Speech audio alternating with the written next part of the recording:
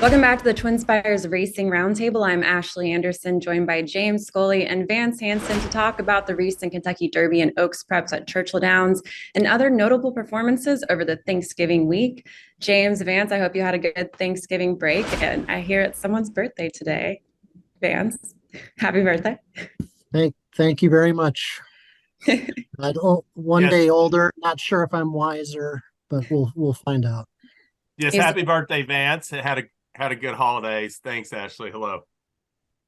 All right, well, let's talk about the Kentucky Jockey Club, a road to the Kentucky Derby prep race that happened at Churchill over the weekend. And James, I'll let you start because you tabbed Honor Marie and the TwinSpires jury at 8-1. He came out and won in his stakes debut. What were your takeaways from that race?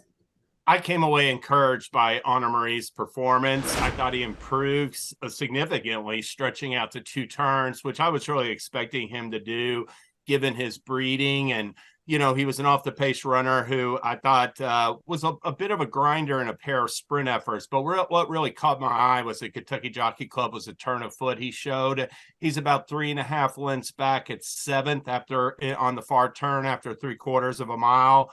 And by the top of the stretch, he's like in front by a half length. So he showed a much more dynamic turn of foot.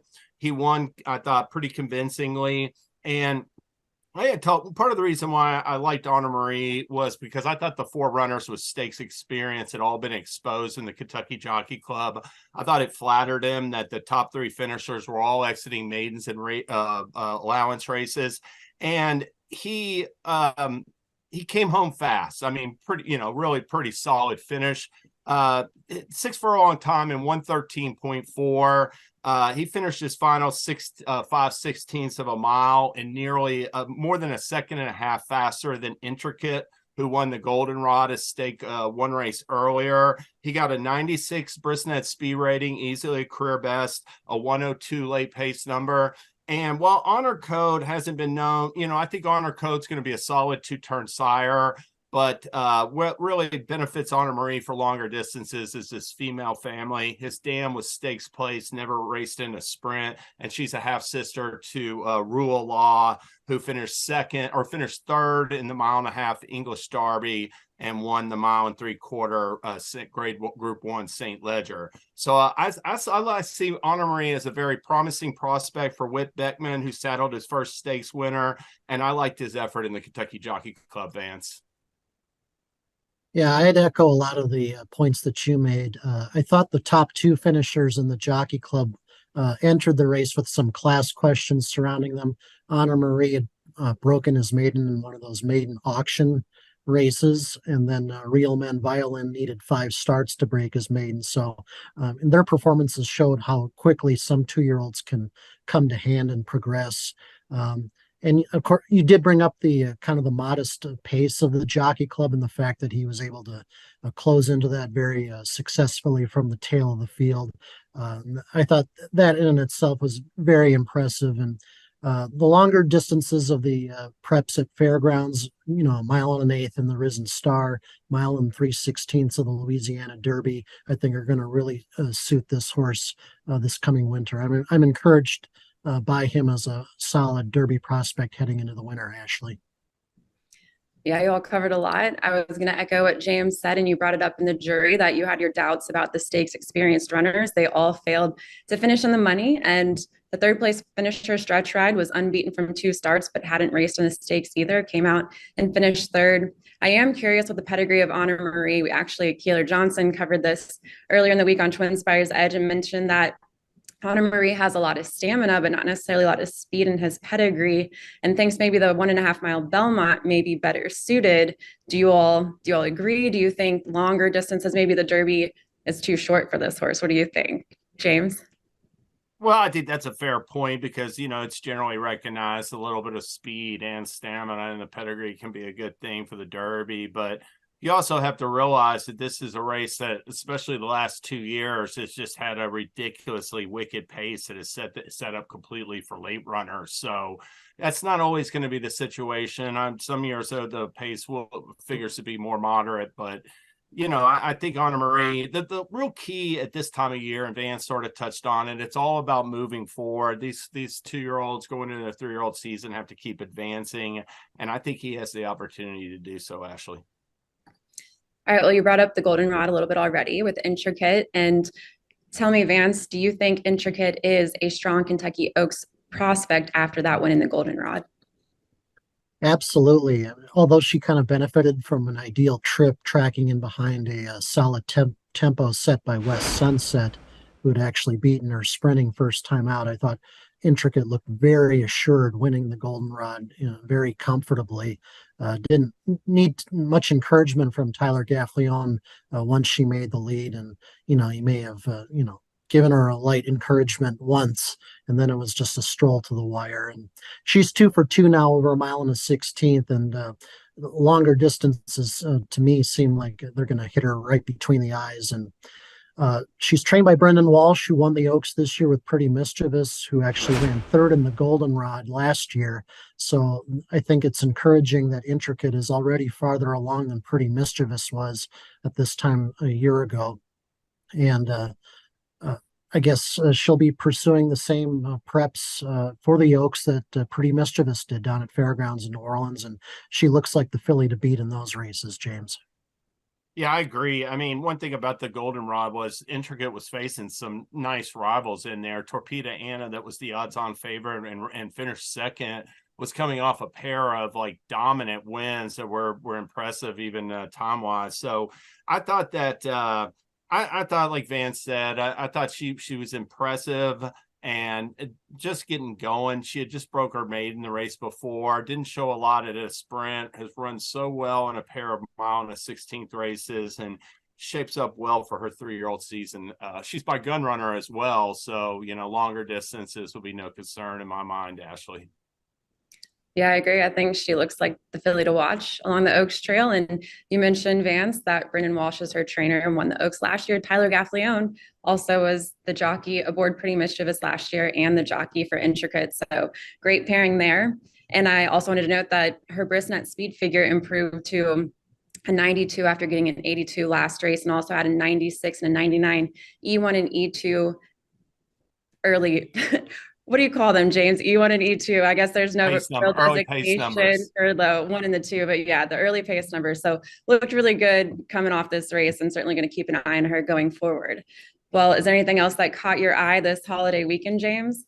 Well, I'll mention a couple of other 2-year-old maiden winners. Talked a lot about on the roundtable, like 2-year-olds catch your eye and maiden wins. I'll start on Friday at Aqueduct. A colt by Kerwin named Otello debuted for Christophe Coman at a tricky 1 mile turn, at a 1 turn mile distance. And this colt won narrowly, but his the race, his performance was much more impressive than it was it looks on paper. Basically, Otello broke alertly, dropped back off the pace, launched his move entering the far turn, and was bottled up from the conclusion of the far turn to upper stretch. He had to muscle his way, and I suggest anybody go watch that replay. He tried to go outside, had to bounce back inside, and then surged to take a clear lead. I thought he might not have known what he was doing a little bit, and the runner-up came back and made it close at the wire, but he was never going by Otello. That's a very encouraging performance for this Kerwin colt to build upon for Christophe Coman. And then on Saturday at Churchill Downs, Legalized made a second start for Cherie DeVoe, Constitution colt, and showed really good speed, got a good number, 98. Did set a very solid pace and got a little bit weary late, but he's bred to run longer. He's out of a mare by Unbridled Song, and his second maternal dam, Summerly, won the 2005 Kentucky Oaks. So I'll mention Legalized as well. Vance, what caught your eye? What else caught your eye? Well, Brad Cox looks like he's got a potential star in the female sprint division for next year. Howell, the 3-year-old filly, just making her second career start at Laurel on Saturday in the Safely Kept Stakes, successfully stretched out to 7 furlongs, won by only a length margin.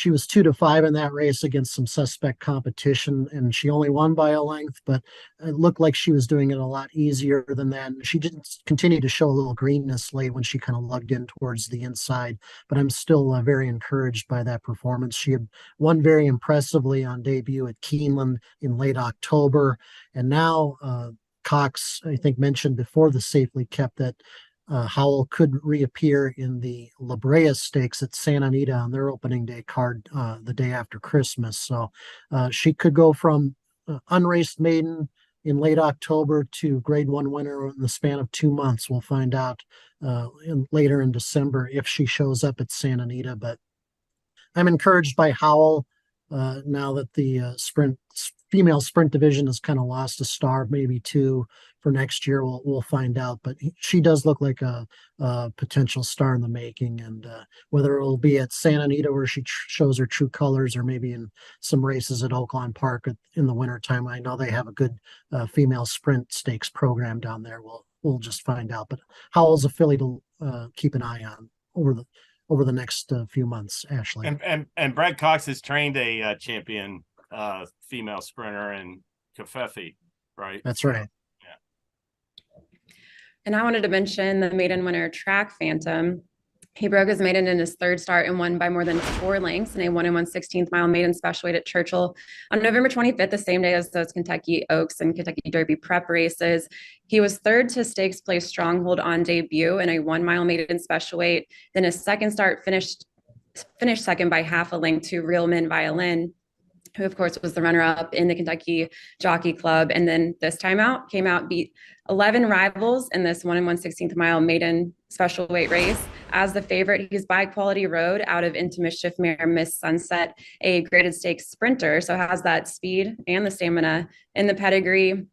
And the interesting thing was his final time of 1:44.72 was just barely off the finishing time of Honor Marie. So certainly think that Track Phantom is one to keep an eye on, as well as a 2-year-old potentially along the road to Kentucky Derby. We'll see what happens. And he got a 93 Bristnet speed figure. So again, just a little bit shy of what we saw from Honor Marie on the same day at Churchill as well. What do you I definitely liked his effort. He ran well, stretching out 2 turns, and I saw you were going to mention him, so I left him out of my hero watch. Well, I appreciate it, James. It's giving me something to talk about still. All right, well, that's all the time we have today for the Racing Roundtable. Vance, I hope you enjoy the rest of your birthday today, and we'll be back next Tuesday with more recaps. And of course, on Thursday, our best bets and fades with the TwinSpires jury. We'll see you then.